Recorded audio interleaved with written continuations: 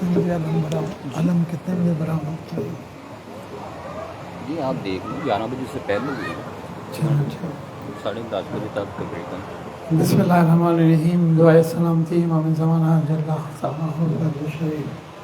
بسم اللہ الرحمن الرحیم. اللہم کن لولیک الحجت ابن الحسن العسکری صلواتک علیہ وعلی آبائہ فی هذه الساعة وفی کل ساعة ولیم و حافظا و قائدا و ناصرا و دلیلا و عینا حتی تسکنہ ارضک طوعا و تمتعہ فیہا طویلا.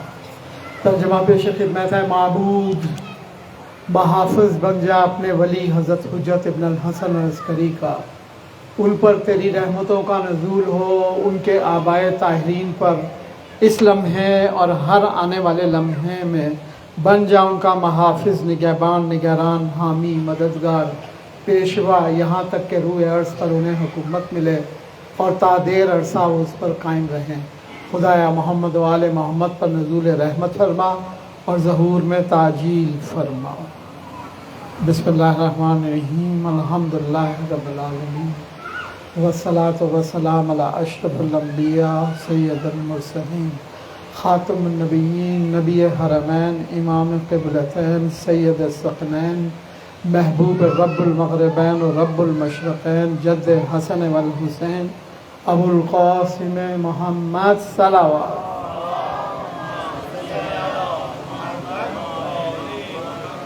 وعلی لعنت دائمت القوم الظالمین. شہدائے کربلا کا پرسہ اور خاص طور پر آقا و مولا قمر بنی ہاشم مولا ابو الفضل عباس کا پرسہ بارگاہ معصومین میں اور بارگاہ امام زمانہ جل تعالیٰ فجر شریف میں پیش کرنے کے لیے جمع ہوئے ہیں. پروردگار عالم سے ملتمس ہوں کہ سب کا سلام اور پرسہ اس مقدس ترین بارگاہ میں پہنچا دے. دو واسطے آقا و مولا امام زمانہ رد نہیں کرتے ہیں. ایک جناب سیدہ کونین سلام اللہ علیہ اور ایک اپنے جد مولا ابو الفضل عباس. خصوصی لگاؤ سرکار سے، اور بہت سی روایات ایسی ہمیں ملتی ہیں کہ کسی نے توسل کیا آقا مولا امام زمانہ سے، گرچہ صاحب امر ہیں اور امام وقت ہیں، مگر کشف ہوا مانگنے والے کو کہ میرے جد ابو الفضل عباس سے مانگو. بہت سے واقعات ہیں، لہٰذا انشاءاللہ مالک نے مہلت دی تو اس پہ ضرور بیان کیا جائے گا. اس وقت میں آپ کی خدمت میں عرض کروں کہ پروردگار عالم کا لطف خاص ہے کہ جتنے بھی مذاہب ہیں اس میں اس فکر کو رکھ دیا کہ آخری زمانے میں ایک رہبر، ایک رہنما، ایک بادشاہ آئے گا جس کی پوری دنیا پر حکومت ہوگی. جب سے مذاہب ہیں، جب سے مذاہب ہیں. اچھا، جہاں مذاہب نہیں ہیں، قبائل ہیں. 1890 تک امریکہ میں تحقیق ہو چکی تھی اور 20 ایسے قبائل دریافت ہو چکے تھے جو کسی غائب کے انتظار میں زندگی بسر کر رہے ہیں. یہ خصوصی لطف و کرم ہے پروردگار عالم کا کہ ایک ایک لمحہ کوٹی ہے. آپ کا پہلا خطبہ موجود ہے کوفے کے ممبر کا، آپ کا پوری دنیا سے خطاب موجود ہے جب آپ کی تشریف آوری ہوگی اور ظاہری طور پر آپ آئیں گے، وہ بھی موجود ہے. اچھا، مثال کے طور پر ایک دو مثالیں میں آپ کی خدمت میں پیش کروں. زرتشت مذہب دیکھیے، آتش پرست مذہب ہے. زرتشت مذہب اسلام سے 1500 سال پہلے کا مذہب ہے. زند نامی کتاب میں لکھا ہے کہ یزداں کی کامیابی اور ارمیوں کی نیست و نابودی کے بعد دنیا اپنی حقیقی سعادت کو پا لے گی. فرزندان آدم خوشبختی کے تخت پر جلوہ افروز ہوں گے. فرزند آدم نہیں ہیں، اس لیے کہ حضرت عیسیٰ علیہ السلام کی بھی آمد ہے، اور ہستیاں بھی ہیں جن کی آمد ہے آپ کے ساتھ. اور یہاں تک کہ حضرت عیسیٰ علیہ السلام کی آمد سے کئی 100 سال پہلے آپ کا ذکر کتابوں میں ملتا ہے، منتظر ملتے ہیں۔ اچھا یہ باتیں ہمیں بڑی عجیب لگتی اس لیے کہ یہ سبجیکٹ نہیں ہے ممبر کا، لہٰذا میں عرض کر رہا تھا کہ 1500 سال پہلے اسلام سے کتاب زند زرتشت ہے، آتش پرست ہے۔ جامسب نامے میں حکیم جامسب زرتشت کی زبانی نقل کرتے ہیں، تازیوں کی سرزمین سے ایک شخص نکلے گا جو بڑے سر، بڑی جسم اور پنڈلیوں کا مالک ہوگا، یعنی پاورز کا مالک ہوگا۔ وہ اپنے جد کے آئین پر عمل کروائے گا، دنیا کو آباد کرے گا، عدل و انصاف سے بھر دے گا۔ یہ جامسب نامے میں حکیم جامسب زرتشت کی زبانی نقل کر رہا ہے، اور 1500 سال بعد ختمی مرتبہ فرما رہے کہ میں تمہیں اپنے فرزند مہدی کے ظہور کی بشارت دیتا ہوں جو دنیا کو آباد کرے گا، عدل و انصاف سے بھر دے گا۔ وہ آتش پرست سے اس نے کیسے کہہ دیا مجھے بتائیے؟ اچھا اب ایک اور، یہ تو 1500 سال پرانا تھا، 2500 3000 سال سب سے قدیم مذہب ہندو مذہب ہے۔ ہندو مذہب وشونک نامی کتاب میں لکھا ہے کہ وہ خدا کے خاص دوست بندوں میں سے ہوگا، اس کا نام مبارک و محمود ہے۔ مختلف قوموں نے مختلف نام دیے اسماء گرامی، ابھی تک جو پچھلے 10 سال تک جو ریکارڈ ہو چکے تھے اس کے بعد کی تفصیل نہیں ہے، 600 اسماء گرامی ریکارڈ ہو چکے ہیں تاریخ میں، جن سے مختلف قوموں نے آپ کو پکارا ہے۔ اچھا اب دیکھیں، جو بات صدیوں پہلے کہی وہی بات پیغمبر ختمی مرتبہ نے دہرائی کہ میں تمہیں اپنے فرزند مہدی کے ظہور کی بشارت دیتا ہوں جو دنیا کو آباد کرے گا، عدل و انصاف سے بھر دے گا، جس طرح سے وہ ظلم و جور سے بھری ہوگی۔ اچھا اب آپ دیکھیے وید، دیکھیے آپ، مقدس کتاب ہے اور 3000 سال پرانی کتاب ہے۔ آپ لفظ دیکھیے، دنیا کے خراب ہو جانے کے بعد آخری زمانے میں ایک بادشاہ ظاہر ہوگا جو پیشوائے خلائق ہوگا، وہ ساری دنیا پر قبضہ کر لے گا، اپنے جد کے آئین پر عمل کروائے گا، اس کا نام منصور ہے۔ آپ دیکھیے اس کا نام ہندوؤں نے منصور بتایا ہے۔ اب آپ بحر الانوار اٹھا کے دیکھیے علامہ مجلسی کی، امام باقر علیہ السلام کی اس پہ حدیث ہے، آپ فرماتے ہیں آیہ مبارکہ سورہ اسراء 33 نمبر، وَمَنْ قُتِلَ مَظْلُومًا فَقَدْ جَعَلْنَا لِوَلِيِّهِ سلطانہ، اور جو قتل کر دیا جائے ظلم کے ساتھ تو قرار دیا ہے ہم نے اس کے ولی کو حق قصاص، فلا یسرف فی قتل انہ کان منصورا، پس نہ کرے زیادتی قتل میں کیونکہ اس کی حمایت کی گئی ہے۔ انہ کان منصورا، امام محمد باقر علیہ السلام فرماتے ہیں کہ قرآن کریم، یہ بحر الانوار ہے صفحہ نمبر 63 ہے، کہ قرآن کریم میں مہدی علیہ السلام کا نام منصور ہے۔ شہدائے کربلا کا بدلہ لینے کے حوالے سے آپ اللہ کے منصور ہیں، جس طرح سے احمد کا نام محمد اور محمود ہے، اور جس طرح سے عیسیٰ کا نام مسیح ہے، اسی طرح سے ہمارے جد مہدی کا نام منصور ہے قرآن میں۔ صدیوں پہلے یہ ہندو بت پرست، انہوں نے کیسے منصور کہہ دیا؟ تو یہ پروردگار عالم کا بندوبست تھا کہ ہر فرقے میں، ہر مذہب میں، حتیٰ کہ قبائل میں ایسی تحریریں موجود ہیں۔ اچھا آج سے کوئی 15-20 سال، کیونکہ میں تقریباً 30 ایئرس پلس ہو گئے اس سبجیکٹ کو دیکھتے ہوئے، آج سے 20 برس پہلے کی بات ہے کہ میرے ایک عزیز سے امریکہ سے آئے ہوئے تھے، اور شکیل بخاری ملک کے نامور کمپیئر ہے، وہ ان کے ساتھ آئے ملنے کے لیے۔ تو میں نے کہا نواز صاحب آپ امریکہ میں کیا کام کرتے ہیں؟ کئی سالوں بعد آئے تھے، ہنس پڑے، کہتے ہیں جی ہمارا کام بہت عجیب و غریب ہے۔ میں نے کہا پھر بھی کیا؟ تو شکیل بخاری صاحب بولے، انہوں نے کہا جی کہ ریڈ انڈین قبائلز بستے ہیں امریکہ میں، آج بھی تیر سے شکار کر کے کھاتے ہیں، کوئی فیسلٹی انہوں نے نہیں لی۔ امریکہ کوئی غرض نہیں رکھتا مگر وہ چاہتا ہے کہ وہاں تسلط حاصل کرے، لہٰذا ہم ایشینز کی اس نے ایک کمپنی بنائی، بھرتی کیا کہ ان کو راہ و رسم ان کے ساتھ مربوط کیا جائے، مضبوط کیا جائے اور راستے بنے۔ کہتے ہیں 1 سال لگا ہم ان کے اندر کچھ گھل مل جائے اور ہم نے وہاں پانی کے مسائل دیکھے اور پہلے بجلی لے کے گئے, پہلا ٹیوب ویل لگایا. جب پہلا ٹیوب ویل لگایا تو وہاں کی عورتیں بوڑھی روتی تھی اور پانی استعمال نہیں کرتی تھی. نواز صاحب نے کہا جب میں نے وہاں آنا جانا شروع کیا تو میں دیکھا کہ ان کے عقیدے تو شیعوں سے ملتے ہیں. انہوں نے عبادت گاہیں بنائی ہوئی ہیں جن کو سجایا ہوا ہے, ہفتے میں 1 دن یہ نظر نیاز پکا کر لاتے ہیں اور کسی غائب کو پکارتے ہیں کہ امریکہ نے ہم سے ہماری زمینیں چھین لی ہیں, وہ غائب بادشاہ آنے والا ہے جس کی ساری دنیا پر شاہی ہوگی, وہ ہمیں ان سے نجات دلائے گا. اب آپ دیکھیے یہ کون کہہ رہا ہے جہاں تہذیب نہیں ہے, تمدن نہیں ہے. اچھا اب آپ ناسٹراڈیمس کو دیکھیے. ناسٹراڈیمس جس سے 700 سال پہلے فرانسیسی زبان میں کتاب لکھی, شاعری کی, اور جب وہ کربلا کو پیش کرتا ہے تو لگتا ہے وہ کربلا میں موجود تھا. اچھا یہ جو آپ کا واقعہ ہوا 9/11 والا, اس کے بارے میں کہتا ہے, in new century in big city 2 still birds will hit 2 twins brothers, کہ نئی صدی کے شروع میں 2 فولادی پرندے 2 جڑواں بھائیوں سے ٹکرائیں گے اور اس کے بعد چاروں طرف دنیا میں خون ہی خون ہوگا.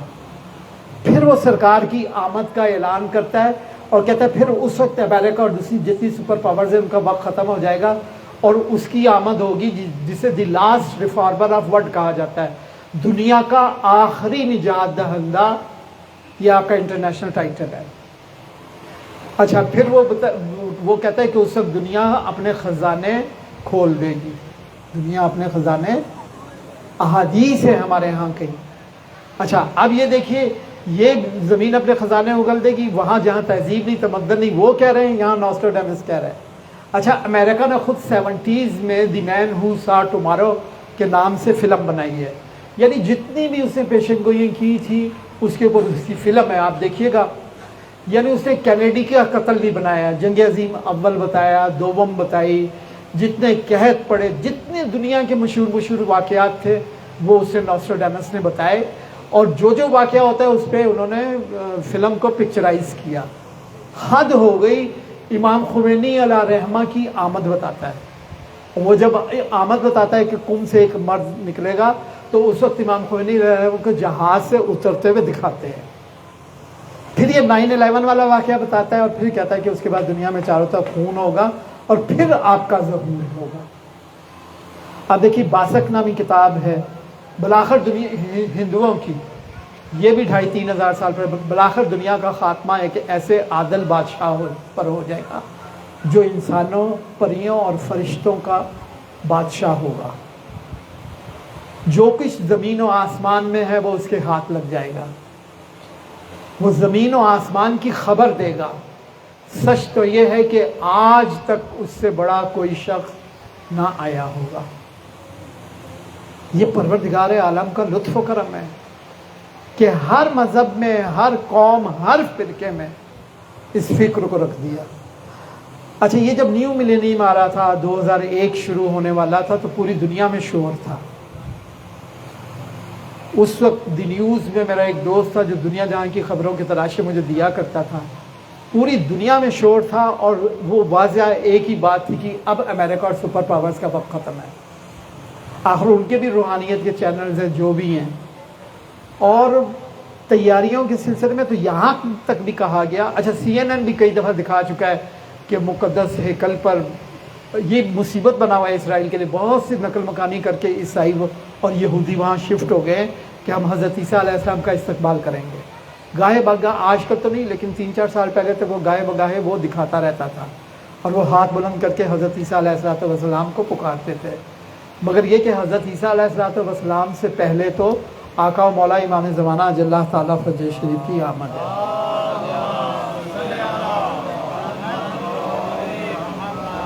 اور متفق علیہ حدیث ہے, اہل سنت کے ہاں بھی تواتر کے ساتھ ہے کہ جب آپ ظہور فرمائیں گے اس کے لیے آپ نماز کے لیے صف بندی ہو رہی ہوگی, حضرت عیسیٰ علیہ السلام کی تشریف آوری ہوگی, نزول ہوگا, آپ استقبال کریں گے. آقا مولا امام زمانہ آپ سے کہیں گے کہ امامت کروائیے, مگر آپ انکار کریں گے.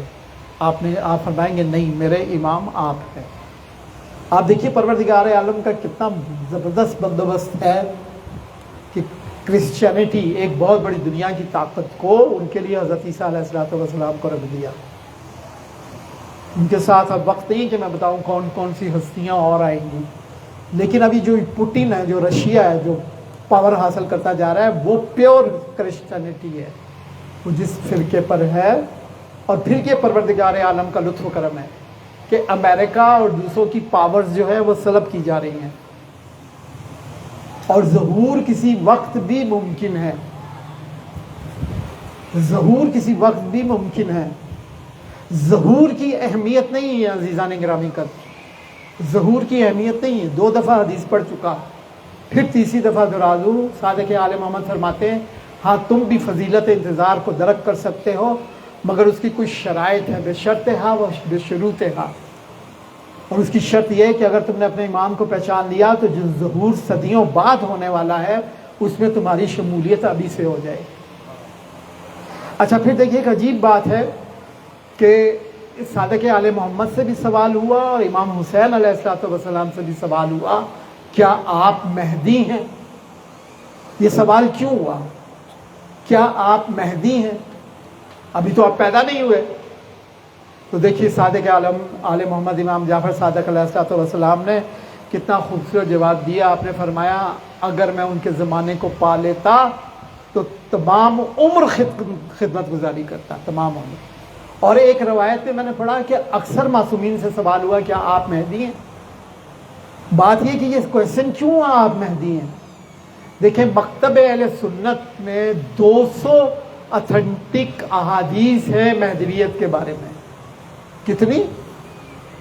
200. یہ کسی بھی ایک سبجیکٹ کے بارے میں، ایسے نماز ہے، روزہ ہے، حج ہے، فرض کیجئے 200 ایک بہت بڑا ذخیرہ ہے. لیکن جب میں نے اس سبجیکٹ کی شروع کی تو پتہ چلا مکتب تشیعوں میں 1000 احادیث ہیں. تو اس وقت بہت دکھ ہوا کہ 1000 احادیث منبر کھا گیا. پھر جو انقلاب ایران آیا اس کے بعد جو تحقیق ہوئی، ابھی 6000 احادیث اور روایت تک تعداد پہنچ چکی ہے. اہل سنت کی ایسی ایسی کتابیں اور احادیث ہیں کہ بندہ پریشان. اور بہت کام کیا اہل سنت نے بھی اس بارے میں. ایک وقت تھا جب اہل تشیع خاموش تھے، صدیوں پہلے کی بات کر رہا ہوں. تو دیکھیے 6000 احادیث یا 1000 احادیث یا 2000 احادیث مکتب اہل سنت میں. اس کا مطلب ہے کہ سرور دو جہاں صلی اللہ علیہ وسلم کو کوئی اور کام ہی نہیں تھا ذکر امام زمانہ جل تعالیٰ فرج شریف کے. اور اسی لیے حضرت عمر نے حضرت علی سے کہا کہ مجھے مہدی کے بارے میں بتایا جائے، مجھے مہدی کے بارے میں بتایا جائے. اور یزدجرد آپ دیکھیے بادشاہ جو تھا ایران کا، جب اس کا 50,000 کا لشکر مارا گیا اور آخری مرتبہ اپنے ایوان میں آیا تو اس نے کہا اے ایوان میں تو جا رہا ہوں، میں تو جا رہا ہوں، مگر میری نسل سے ایک آئے گا جس کی پوری دنیا پر حکومت ہوگی اور وہ شاہی ہمیں پھر ملے گی. یہ کیسے کہہ سکتا ہے؟ اس کو معلوم ہے. دیکھیے اس کی 2 شہزادیاں قید ہو کر آئی تھیں، بی بی کہان بانو، بی بی شہر بانو، حضرت عمر کے دور میں. اور ایرانی شہزادوں شہزادیوں کی قید و بند کے نگران مولا کائنات تھے. خود انہوں نے یہ ڈیوٹی لی تھی. عام قیدیوں کی طرح رکھا گیا تھا. تو مولا نے مداخلت کی، کہا کہ ان کا پروٹوکول شاہی خاندان کا الگ ہوتا ہے، قیدیوں کے زمرے ان کو الگ پروٹوکول دو. تو حضرت عمر نے کہا کہ ٹھیک ہے آپ یہ ذمہ داری سنبھالیں. تو حضرت بی بی کہان بانو کی شادی کی جناب محمد بن ابو بکر سے، اور جناب بی بی شہر بانو کی شادی کی سید الشہداء امام حسین علیہ السلام سے. اب یہ ایک تاریخی حقیقت ہے، ایک تاریخی حقیقت ہے جس کو کوئی جھٹلا نہیں سکتا. تکلیف سے بات ہے، دکھ کی بات ہے، آپ بھی شاید برداشت نہ کرنے پائیں گے. ابھی یوٹیوب پہ پچھلے دنوں چل رہا تھا کہ شیعوں کے 7 امام ابو بکر کی اولاد ہیں. یہ کیسے کہنے والوں نے کہہ دیا؟ دیکھیں جناب محمد بن ابو بکر کے صاحبزادے جناب قاسم فقیہ اپنے وقت کے، ان کی صاحبزادی جناب فروا در نایاب ہیں اپنے زمانے کی. عالمہ ہیں، فقیہ ہیں، والدہ ماجدہ ہیں امام جعفر صادق علیہ السلام۔ ایک طرف ہمارے یہاں خاندانوں کی دشمنیاں دیکھیے،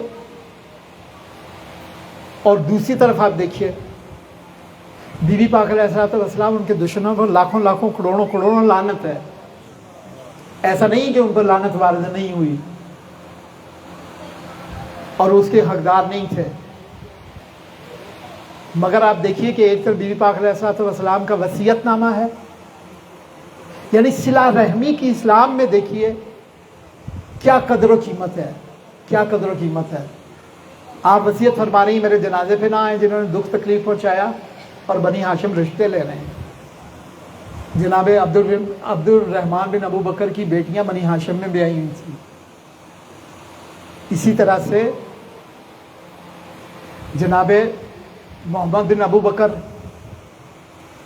ان کی پوتی والدہ ماجدہ امام جعفر صادق علیہ السلام کی۔ اب یہ کیا ہے؟ دو کافر تھے بدترین، قرآن کریم میں ان کا نام لے کر ذکر ہے، دو کافر تھے، بدترین کافر تھے۔ ایک کا بیٹا حنظلہ دنیا میں آیا اور ایک کی بیٹی جمیلہ۔ جنگ احد پہ جب اعلان جنگ ہو رہا تھا رات کو کہ صبح جنگ کے لیے نکلنا ہے، وہ ان کی شادی کی رات تھی۔ حنظلہ پیغمبر ختمی مرتبت کے پاس آیا، اجازت لینا چاہ رہا تھا، مگر آپ کو پتہ ہے کہ بد تہذیب لوگ تھے، کتنی آیتیں رسول کے آگے نہ چلو، اونچا نہ بولو، یہ نہ کرو وہ نہ کرو۔ وہ جب بات کرنا چاہتا کوئی آگے وہ صبر سے بیٹھا رہا۔ آیت اتری اس کے بارے میں کہ جو تحمل سے کام لیتے ہیں اور مفہوم ہے اور انتظار کرتے ہیں کہ رسول فارغ ہو جائے پھر اپنی بات کرتے ہیں۔ تو بات کی، کہا یا رسول اللہ اگر آپ اجازت دیں تو میں آج کی رات، میری شادی کی رات، میں صبح صبح میدان جنگ میں پہنچ جاؤں گا۔ آپ نے کہا اجازت ہے۔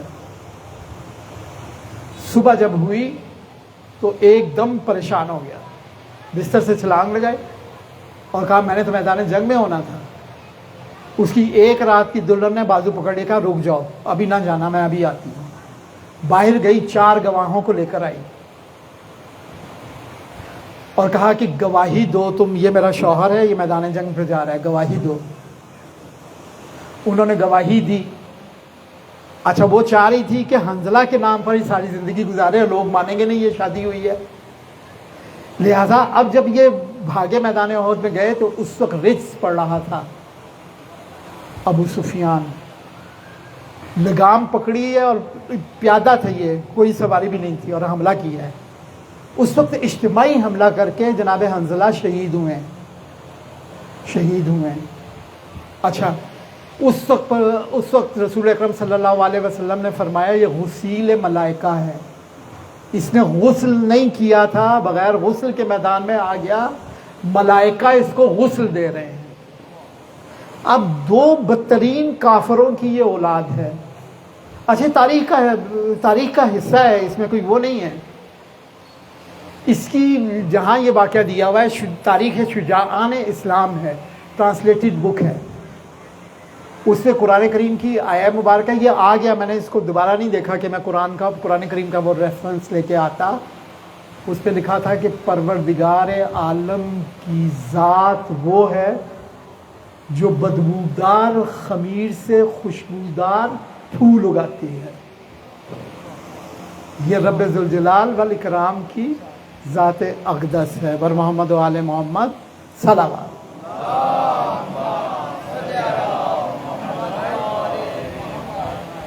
برے تاجیل ظہور امام زمانہ بلندتر صلوات۔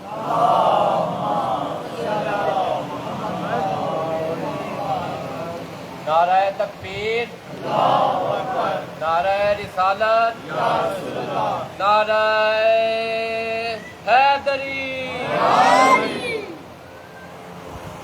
بر محمد و آل محمد صلوات۔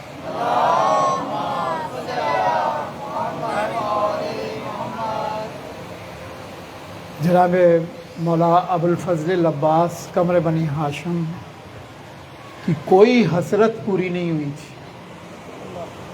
میدان کربلا میں کوئی حسرت پوری نہیں ہوئی، لہذا آپ کو باب الحوائج کا لقب دیا گیا اور کہا گیا کہ جاؤ قیامت تک جس کی مرضی حاجت روائی کرو۔ لہذا روایات میں ایک میں نے اشارہ کیا کہ خود امام زمانہ جل تعالیٰ فجر شریف کی طرف جو توسل کرتے ہیں ان کو مولا کہتے ہیں جاؤ میرے جد عباس کے پاس جاؤ۔ اور پھر ایسے واقعات بھی لکھے ہوئے کہ اگر کوئی چاہے کہ اپنے گھر میں مولا امام زمانہ جل تعالیٰ فجر شریف کو بلائے تو وہ کیا عمل انجام دے، وہ کیا عمل انجام دے۔ اچھا، پھر چونکہ آپ باب الحوائج ہیں اور آپ کی سواری گردش میں رہتی ہے شب و روز، اور پکارنے والے کی حاجت روائی موقع پر کرتے ہیں۔ یہ 2-3 سال پہلے عرب میں ایک واقعہ نجف میں بہت مشہور ہوا۔ ایک جوان تھا، اس کی زندگی کا واحد سہارا اس کی ماں تھی اور کوئی سہارا نہیں تھا۔ وہ بیمار ہو گئی، جان کے لالے پڑ گئے، ڈاکٹروں نے جواب دے دیا۔ وہ اٹھا کر حرم میں مولا ابو الفضل عباس میں لے آیا، آخری سانسیں لے رہی تھی، اسے کہا یا ابا فاضل، وہ ابا فاضل کہتے ہیں عرب، یا ابا فاضل، یہ میری ماں ہے، میری زندگی کا آخری سہارا ہے، یہ اگر مر گئی تو میں بھی مر جاؤں گا، آپ باب الحوائج ہیں، قیامت تک آپ کی دعائیں مستجاب ہیں، دعا کریں کہ میری ماں ٹھیک ہو جائے۔ اسے ہی کہا اور گویا ماں نے آخری ہچکی لینا چاہیے، اسے جلدی سے اپنی آہٹ سے سر زمین پہ رکھا اور جذبات میں تھا نا، وہ ساخانہ انداز میں کہا کہ باب الحوائج، اگر میری ماں کو زندگی نہ دی یا ابا فاضل تو میں ابھی جاؤں گا نجف اور آپ کے بابا سے شکایت کروں گا۔ ماں کو رکھا اور تیزی سے بھاگتا ہوا، سواری بھی نہیں ہے، جذبات کے عالم میں بھاگتا چلا جا رہا ہے اور کہتا جا رہا ہے کہ مولا ابا فاضل نے میری ماں کو شفا نہیں دی، میری ماں کو۔ آگے صحرا میں دیکھا کہ ایک گھوڑ سوار آیا ہے اور روکا، کہا کہاں جا رہے ہو؟ کہا کہ نجف۔ کہا کیا کرنے جا رہے ہو؟ کہا ابا صالح نے، ابا فاضل نے میری ماں کو شفا نہیں دی، میری ماں مر گئی تو میں بھی مر جاؤں گا، میں ان کی شکایت لگانے جا رہا ہوں۔ اس گھوڑ سوار نے کہا کہ تمہاری ماں کو شفا مل چکی ہے۔ وہ حیرت سے دیکھتا ہے، آپ کو کیسے معلوم؟ کہا میرے گھوڑے کے پیچھے بیٹھ جاؤ، میں تمہیں واپس نجف لے کے جاتا ہوں۔ وہ چند لمحوں میں گھوڑ سوار نجف پہنچا تو اس کی والدہ دروازے میں کھڑی اپنے بیٹے کا انتظار کر رہی تھی۔ ایک دفعہ اسے ہاتھ پھیلایا، کہا ماں تو ٹھیک ہو گئی؟ ابا فاضل نے سیدھ دے دی، اب میں نہیں کہوں گا۔ یہ کہہ کر ایک دفعہ پلٹا، کہا کہ او جوان میری ماں ٹھیک ہو گئی۔ مڑا تو دیکھا گھوڑا سوار جا رہا تھا مگر اس کے دونوں شانے کٹے ہوئے، اس کے شانے نہیں تھے۔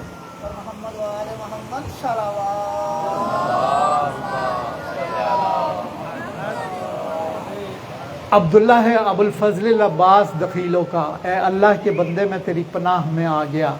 روایت میں ہے کہ اگر کوئی درندہ جھپٹنے لگے یا کوئی درندہ نما انسان، فرض کیجیے کوئی شیر جھپٹنے لگے، کوئی آپ پر فائر کرنے لگے آج کا درندہ، تو آپ فوراً کہیں عبداللہ ہے ابو الفضل عباس دخیلوں کا، اے اللہ کے بندے ابو الفضل عباس میں تیری پناہ میں آ گیا، اے اللہ کے بندے ابو الفضل عباس، تو فوری پناہ آئے گی، فوری مدد کریں گے۔ ایک واقعہ میں ملتا ہے، ایک کرسچن تھا، وہ ایک مومن کے گھر، عراق کی بات ہے یہ بھی، ملازم تھا، 10-12 سال اسے خدمت کی اور بڑا اچھا کردار تھا۔ اس کے مالک نے اس کو تبلیغ کی اور چاہا کہ دین حق کا تسلیم کر لے، مگر وہ نہیں مانا۔ جب وہاں سے رخصت ہو کے جا رہا تھا اور اپنا کوئی کاروبار شروع کرنا چاہ رہا تھا تو انہوں نے کہا کہ اچھا یہ ایک تحفہ لیتے جاؤ، اگر زندگی میں کبھی بھی کوئی مشکل آئے تو یا دخیلوں کا یا ابو الفضل عباس کہنا چند دفعہ، تو قدرت کی طرف سے تمہاری مدد آئے گی۔ اب زائرین کا ایک قافلہ جا رہا ہے، پہاڑی علاقہ ہے، اور ادھر سے ایک بے قابو بڑا ٹریلا جو ہوتا ہے کئی ویلر کا، وہ آ رہا ہے اور بے قابو ہے، चंद लहमे लहजे थे, इधर ड्राइवर ने देखा, ज़ायरीन ने देखा, उन्होंने कहा अभी इसके साथ टक्कर हो जाएगी, इसको क्रॉस करने की कोशिश की तो ये खाई में गिर पड़े। एक तरफ खाई है, एक तरफ पहाड़ है, लिहाजा महाल है। इन्होंने सोचा कि बस अजल आई कि एकदम एक धमाके के साथ वो एक चट्टान के साथ टकराया और खड़ा हो गया। उसके बाद वो ड्राइवर निकला जो क्रिश्चियन था, उसने वो जो ग्रीस टाइप होती है उसमें उंगली डुबो के बड़ा सा लिखा अब्दुल्ला है अबुल फजल अब्बास दखीलों का। उसके बाद उससे पूछा आप लोग कौन हैं, कहाँ के हैं, मुसलमान हैं। कहा कि मुसलमानों किधर जा रहे हो? उन्होंने कहा कि हम तो जा रहे हैं करबला जा रहे हैं। वहाँ कहाँ? मौला अब्बास के रोज़े पे नजफ मौला अली सैयद शुहदा के। उन्होंने कहा अच्छा मैं कलमा पढ़ता हूँ, मुझे कलमा पढ़ाओ। उन्होंने कहा पढ़ो ला इलाहा इल्लल्लाह मुहम्मद रसूलुल्लाह अली वलीउल्लाह। वो पढ़ा, कहता है और पढ़ाओ। उससे कहा कलमा यही है। कहा नहीं और पढ़ाओ। तो उससे कहा इसमें अब्बास का नाम क्यों नहीं आया? मोहम्मद वाले मोहम्मद सल्लल्लाहु।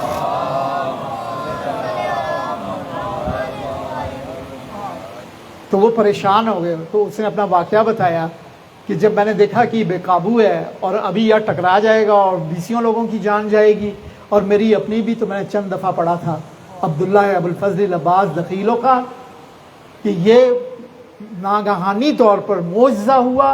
जो इसकी स्पीड थी ये रुक ही नहीं सकता था बग़ैर किसी हादसे के।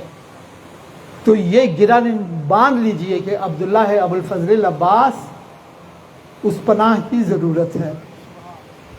और अब वक्त बिल्कुल भी ख़त्म है, आज मजलिस भी लेट शुरू हुई। कुछ आखिरी वाक़या कि अगर कोई चाहे कि अपने घर में मौला इमाम ज़माना को बुलाए तो वो क्या करे?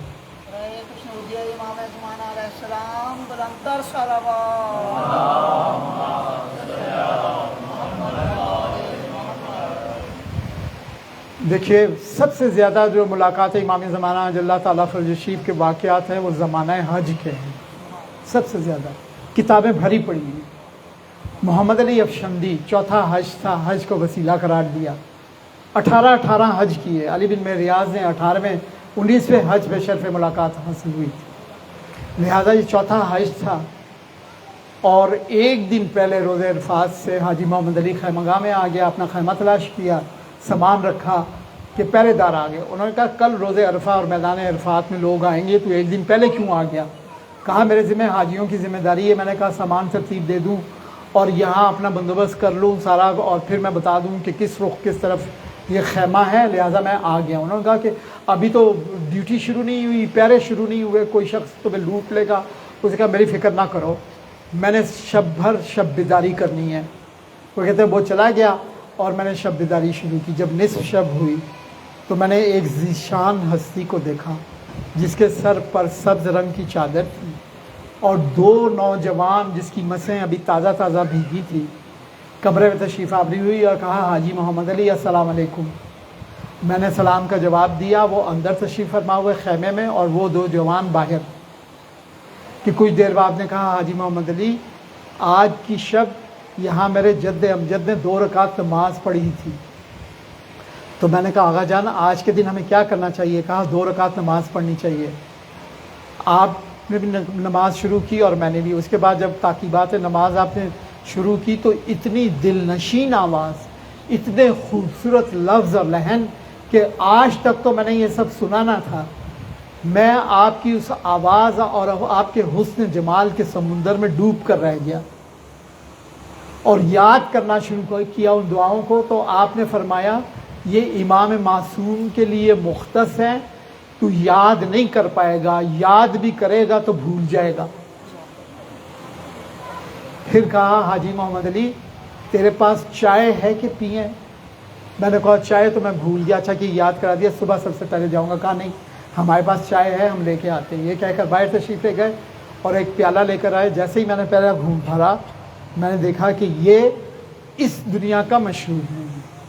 जब मैंने ये हालत देखी तो मैंने कुरान से इस्तेदलाल किया कि मैंने कहा आका मौला देखिए मेरे तौहीद का नज़रिया कैसा है? तो आपने फरमाया हाँ इस कदर खुदा शनासी तेरे लिए बेहतर है। फिर मैंने कहा अच्छा मैं कुरान से इस्तेदलाल करता हूँ, मेरा वलायत का नज़रिया देखिए। تو آپ نے ولایت کے نظریے کی تعریف کی.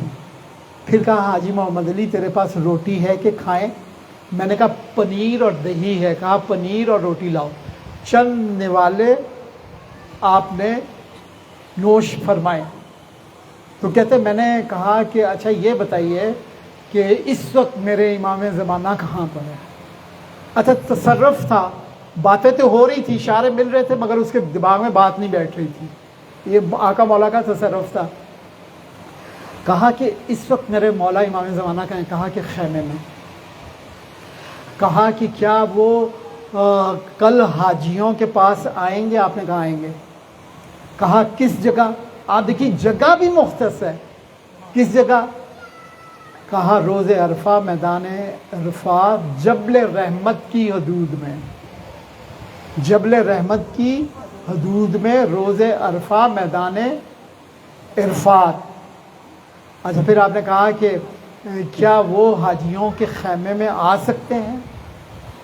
آپ نے کہا کہ ہاں آ سکتے ہیں اگر حاجی ایک کام کریں. کہا کیا؟ کہا کہ انہیں اپنے جد ابوالفضل عباس سے بہت پیار ہے، اگر وہ ان کی مجلس پہ پا کریں گے تو وہ ان کے خیمے میں آئیں گے. اچھا میں حاجیوں کو نا موقع ملے تو بہت سے ایسے واقعات بیان کرتا ہوں. میں کہتا ہوں یہاں سے آپ یہ لے کے جائیے فکر کہ ہم جس محیط میں ہوں گے آقا و مولا بھی تو موجود ہوں گے. میں نے کہا آپ پی سی میں جاتے ہیں، آپ کو پتہ چلے کہ چیف آف آرمی اسٹاف آیا یا ہیڈ آف اسٹیٹ، آپ ایسے ہی خوش ہوتے ہیں. اس کو دیکھیں نہ دیکھیں، وہ کہیں بیٹھا ہو آ کے کہتے ہیں جی آج ہم پی سی گئے تھے اور وہاں آرمی چیف یا صدر آیا تھا یا وزیر، نہ دیکھیں آپ ویسے ہی خوش ہوتے ہیں. میں کہتا ہوں آپ جب اتنی ملاقاتیں ہیں تو آپ جب حج پر جائیں پہلے تو تلاش کریں. بہت سے واقعات ہیں، اتنے واقعات ہیں، کتابیں بھری پڑی ہیں. ایسا بھی ہے کہ فوری مدد آئے گی، یہ بھی میں بتاتا ہوں، اور آئی ہے فوری مدد ہر حاجی کے لیے. میں نے عرض کیا ایک ایک چیز کھول، وہ جو جاتا ہے اس کو میں بتاتا ہوں کہ 2 لفظ ہیں آپ پڑھو، آپ کے لیے کشادگی آئے گی. 2009 میں نے پہلا عمرہ کیا، بیٹا لندن سے آیا ہوا تھا مہدی، تو میں نے کہا مہدی یہ پڑھو. ایک طواف مکمل کر کے آیا، کہتا ہے اس میں راز ہے. میں نے کہا کیا راز ہے؟ کہتا ہے آپ خود پڑھ کے دیکھیں. اچھا اتنا رش تھا کہ چلنے کی جگہ نہیں تھی. اچھا لبیک اللہم لبیک اور درود پڑھتے ہوئے نیچے چل رہا ہوں، دیکھ رہا ہوں ایک پیچ ادھر بن گیا، ایک دائیں بن گیا، ایک بائیں بن گیا، ایک سامنے بن گیا، پیچ پہ پیچ راستے بنتے چلے گئے. اچھا ذہن میں آیا کہ مقام ابراہیم کے اندر اگر آپ طواف کریں تو بہت ثواب کی بات ہے. تو میں کہتا اچھا مقام ابراہیم کا بوسہ لے لوں. تو میں نے کہا کب ابھی تو طواف شروع کیا، مقام ابراہیم میں کم از کم 10-15 منٹ لگیں گے. پھر محسوس ہوتا ہے جیسے کسی چیز سے ٹکر ہونے والی ہے تو سامنے مقام ابراہیم ہوتا. کمی ہمارے اندر ہے، کمی ہمارے اندر ہے. بکس بھری پڑی ہوئی ہیں. تو آپ نے کہا کہ اگر حاجی مجلس پہ پا کریں گے تو آئیں گے. اس کے بعد آپ اٹھ کھڑے ہوئے، جیب سے ایک 100 ریال کا نوٹ نکالا، کہا میرے والد بزرگوار کے نام پر عمرہ کرو. میں نے کہا آپ کے والد بزرگوار کا نام کیا ہے؟ کہا کہ حسن. یہ کہہ کر کرم نوازی کی، میرے ماتھے کا بوسہ لیا، میں نے بھی آپ کے شانے کا بوسہ لیا اور آپ تشریف لے گئی. جیسے ہی تشریف لے گئے فوراً میرے ذہن میں گھنٹیاں بجنے لگی کہ جب نماز پڑھی تو کہا کہ میرے جد نے یہاں 2 رکعت نماز آج کی رات پڑھی تھی. دعائیں یاد کرنے لگا تو آپ نے فرمایا کہ امام معصوم کے لیے مختص ہیں. اپنے والد بزرگوار کا نام حسن بتایا، یہ تو میرے آقا مولا امام زمانہ تھے. دیوانہ وار میدان عرفات خالی تھا، بھاگتے ہی مولا کو آوازیں دی مگر جانے والے جا چکے. اگلی صبح حاجی خیمے میں آ گئے، عالم دین کو سارا واقعہ بیان کیا. عالم دین نے مغرب کی نماز خیمے میں پڑھائی اور اس کے فوراً بعد مجلس سے مولا ابوالفضل عباس شروع کر دی. اب میں بار بار دیکھ رہا تھا، آقا مولا کو تلاش کر رہا تھا، مگر آقا مولا کی کوئی خبر نہیں تھی. جب مصائب اپنے عروج پر پہنچے اور بہت کوہرام بپا ہوا تو میں خیمے کے باہر چلا گیا. میں نے دیکھا کہ خیمے کے دروازے کے باہر آپ سر جھکا کر گریہ فرما رہے ہیں. میں شور کرنا چاہتا تھا، لوگوں کو بتانا چاہتا تھا، لیکن آپ نے تصرف ولایت فرمایا، نہ آپ ایک قدم چل سکتے، نہ میں ایک قدم چل سکتا تھا، نہ میں بول سکتا تھا. جب مصائب ختم ہوئے تو آپ تشریف لے گئے. جی عزیزان گرامی قدر، जंग सुफीन थी, 14-15 बरस उम्र थी, और उस शहपर को अमीरुल मोमिनीन ने निकाब चेहरे पर डाल दी और जंग की इजाज़त। आप जिस तरफ जाते सदाएं बुलंद होती अली इब्न अबी तालिब, अली इब्न अबी तालिब। कुश्तों के पुश्ते लगाकर जब वापस आए, चेहरे से निकाब उतारी और कहा, हाजा कमरे बनी हाशिम। मौला ने हाला कमरे बनी हाशिम। मौला हुसैन को प्यास लगी, पानी मांगा। अब मौला हुसैन पानी मांगे, यही जंग सफीन का वाक़या है। और जनाब अब्बास ना जाएं, पानी इस अंदाज से नहर में भर के आए कि बर्तन से पानी झलक रहा था। घोड़े पे तशरीफ़ फरमाए और एक आन मान शान के साथ हैबत इलाही बने हुए पानी लेकर आ रहे। पानी छलक रहा था और चेहरे पे चल रहा था। जैसे ही आप पानी लेके आए, गिरिया किया अमीरुल मोमिनीन ने। लोगों ने कहा, यह खुशी का मकाम है, भाई अपने भाई के लिए कितनी इज्जत और फ़ख्र के साथ पानी ला रहे। कह रहा है, यही अब्बास होगा, यही अलकमा की नहर होगी, हुसैन 3 दिन का भूखा प्यासा होगा। आज जिस तरह से पानी की धारें चल रही हैं, इसी तरह से खून की धारें चल रही होंगी। और वो वक्त आ गया जब शहादतें हो गई और मुश्किल आसान की। जनाब बीबी सकीना ने मश्क दी तो आप इजाज़त लेने के लिए आए। कहे, भाई मेरी कमर टूट जाएगी, और फिर तू तो अलमदार है। तो एक दफ़ा कहा कि वो लश्कर कहाँ है जिसका मैं अलमदार हूँ। फिर रवायत, क्या अजीब रवायत है, आपने इजाज़त दी और खैमेगाह में तशरीफ़ आवरी नहीं हुई कि बहनों से विदा हो जाए। आप नहीं चाहते सईदुल शुहदा, और ना आप चाहते हैं कि उस सख्त तरीन जो है लम्हों से गुजरा जाए। आप जा रहे हैं, पीछे पीछे सखी हुसैन बादशाह हैं। एक टीले के पीछे आपने आवाज़ दी कि अब्बास विदाए आखिर तो कर लो। अब जो बगिलगीर हुए और सईदुल शुहदा ने रुखसत आखिर चाही है, तो कोई कनीज़ बीबी देख रही थी, उसने खैमे में जाकर कर दी कि अब्बास तो महाज पर जा रहे हैं, और वो खैमों में भी नहीं आए और दोनों भाई गले मिलकर रो रहे हैं। उस वक्त बीबियों की रोने की आवाज़ आई तो मौला हुसैन ने कहा, चलो अब्बास बहनों से भी विदा कर लो, बहनों से भी विदा कर लो। अब एक कोहराम बपा हुआ है जब आए हैं। और जब जनाब ज़ैनब सलामुल्लाह अलैहा के खैमे में आए तो आपने बाजू पकड़ लिया और कहा, अब्बास बैठ जाओ, मैंने तुमसे 2 बातें करनी है। खा के करबला पे दोनों बहन भाई बैठ गए। कहा, जब मैं छोटी थी तो उम्मे ऐमन ने मुझे एक बात कही थी जिसका मुझे यकीन नहीं आता था। वो बात मैंने किसी को नहीं बताई मगर अपने दिल में गिरा बांध ली। जब मेरे बाबा इस दुनिया से जाने वाले थे, मैं जब भी आती कि मैं बाबा से पूछूंगी इस बात के बारे में, तो गशी की हालत में देखकर वापस चली जाती और तन्हाई ना होती। मुझे मौका मिल गया, एक लम्हा ऐसे आया, मैंने सर रख दिया बाबा के कदमाए अक़दस पर। आपने गशी से आफाका की, आंखें खोली, इशारे से बुलाया, मेरे सर को अपने सीने पर रखा। मैंने जुर्रत करते हुए कहा कि बाबा, उम्मे ऐमन ने मुझसे ये कहा था, क्या मेरे बाजुओं में रस्सियां बंधेंगी? तो मेरे बाबा अश्क गिर हुए और कहा, हाँ ज़ैनब, तेरे बाजुओं में रस्सियां बंधेंगी। बस मैंने सब्र किया, मगर मैं सोचती थी जिसके 18 भाई हो उसके बाजुओं में रस्सियां बंधेंगी। मगर आप अब्बास, जब तुम जा रहे हो तो मुझे यकीन हो गया कि मेरे बाजुओं पर रस्सियां बंधेंगी। जाओ अब्बास, अब इस कारवान की सलार तुम्हारे पास ज़ैनब होगी। अब ये जो रुखसत होकर चले तो बार बार बीबियों की सदाएं आती थी कि एक दफ़ा ज़ियारत। हमीद इब्न मुस्लिम कहता है 7 दफ़ा कनात का पर्दा उठा गिरा, उठा उठा गिरा। सदाएं आती थी, किसके सहारे छोड़ कर जा रहे हो? अब आप देखिए जनाब मुस्लिम के जो वाक़यात मैंने बयान किए थे, जब प्यासे लश्कर को सैराब किया था, जब लगाम पकड़ी थी जनाब हुर ने, तो उस वक्त एक किसी की सिफारिश पर पानी दिया गया था। 1000 घोड़े और 1000 जानदार, 2000 को। अब ये मौला चले हैं, लश्कर यजीद के सामने रुके हैं, मशकीज़ा हाथ में है, और आप फरमाते लश्कर हुर का कि फ़ौजी आगे आ जाएं। लश्कर हुर की फ़ौज के 1000 आगे एक एक कदम आए। आपने कहा کہ یاد ہے جب منزل شراب سے ہم چلے تھے تو اس وقت پیاس کی کیا حالت تھی. انہوں نے کہا کہ اگر ہمیں چند لمحے چند منٹ پانی نہ ملتا تو ہم ہلاک ہو جاتے, ہم بھی اور ہمارے جانور بھی.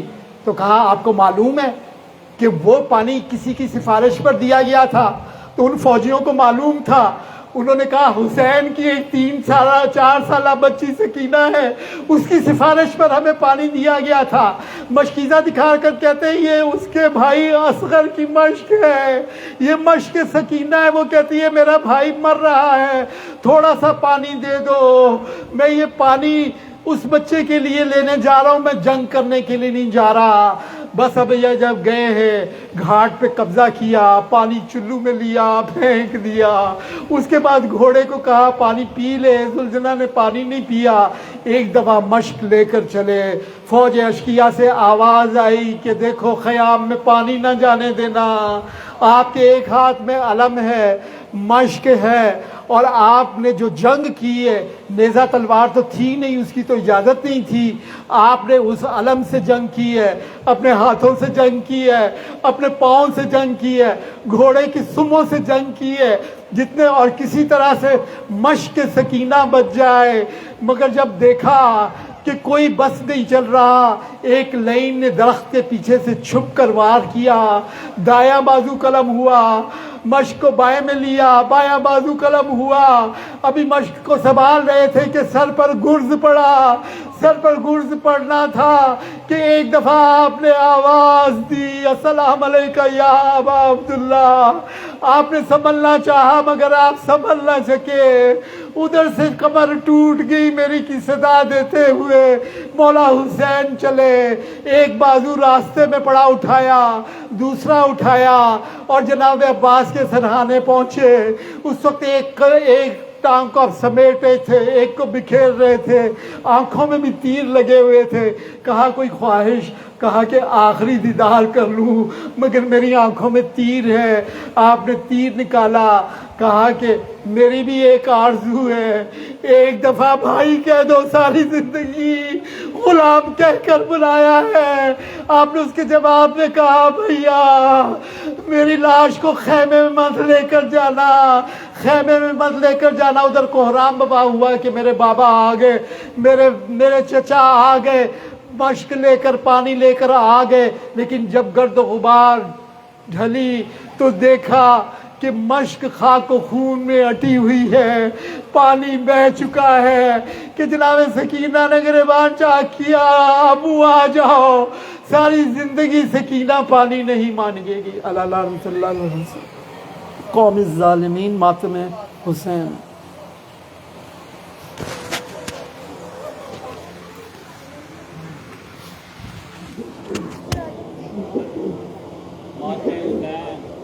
یا حسین